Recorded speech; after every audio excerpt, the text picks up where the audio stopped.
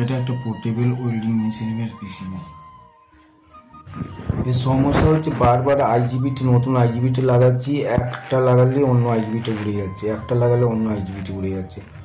তো দেখছি পিসিবিতে প্রচণ্ড হারে ময়লা জমে আছে, যার জন্যে সার্ফ আর জল নিয়ে ব্রাশের সাহায্যে ভালো করে পরিষ্কার করে দিচ্ছি।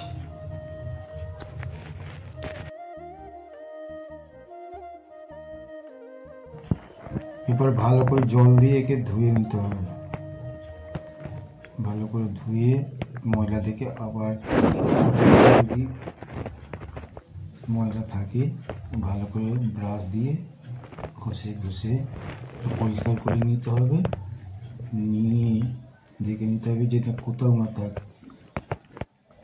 এক মিনিটের একটা জায়গা থেকে একটা জায়গায় শর্ট হলে মাইক্রো কন্ট্রোলার কাজ করতে খুব অসুবিধা হয়।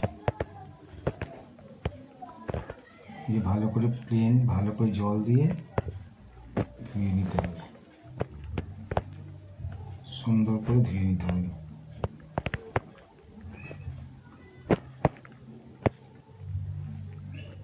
ভালো করে দিয়ে ধুয়ে নিলে যেন এক ফোঁটা না শর্ট সার্কিট থাকে। এরপরে এই শীতের রোদে দিয়ে এই পিঠে দিয়ে ভালো করে শুকনো করে নিয়ে তারপরে উল্টো পিঠেও ভালো করে শুকনো করে নিতে হবে।